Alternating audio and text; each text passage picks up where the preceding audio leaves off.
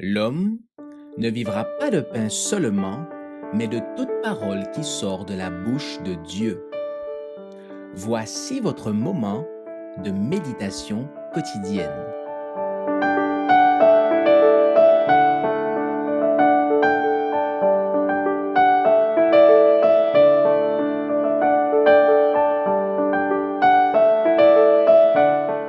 Le sang de l'alliance éternelle, le 27 mai. Que le Dieu de paix, qui a ramené d'entre les morts le grand pasteur des brebis, par le sang d'une alliance éternelle, notre Seigneur Jésus, vous rende capable de toute bonne œuvre pour l'accomplissement de sa volonté. Épître aux Hébreux chapitre 13 versets 20-21. Nombreux sont ceux qui ne comprennent pas pourquoi l'ancienne dispensation demandait tant d'holocaustes, pourquoi tant de victimes sanglantes étaient conduites à l'autel. Mais la vérité première maintenue devant les hommes, imprimée dans leur esprit et dans leur cœur, était celle-ci. Sans effusion de sang, il n'y a pas de pardon. Épître aux Hébreux, chapitre 9, verset 22. Chaque sacrifice sanglant représentait l'agneau de Dieu qui ôte le péché du monde. Évangile selon Jean, chapitre 1, verset 29. Le Christ lui-même fut l'initiateur du rituel juif qui accompagne l'adoration et, par le moyen de types et de symboles, des faits spirituels et célestes étaient préfigurés. Beaucoup oublièrent la véritable signification de ces sacrifices, et ils perdirent de vue cette vérité première que seul le Christ peut pardonner les péchés.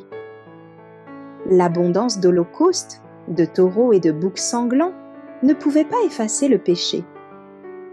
Chaque sacrifice et chaque cérémonie comprenait une leçon qui était prêchée par le sacrificateur et inculquée par Dieu lui-même.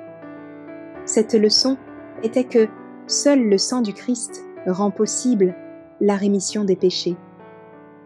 Les croyants des premiers temps étaient sauvés par le même Sauveur que nous, mais c'était un Dieu voilé.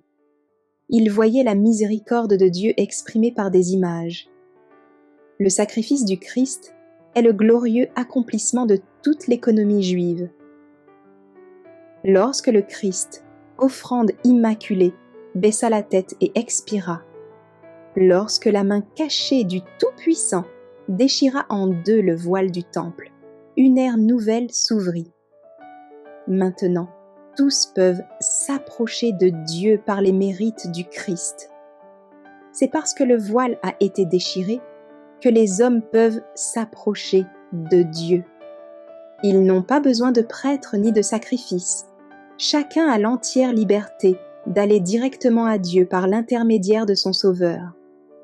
Notre esprit, notre âme, notre cœur tout entier et toute notre force ont été rachetés par le sang du Fils de Dieu.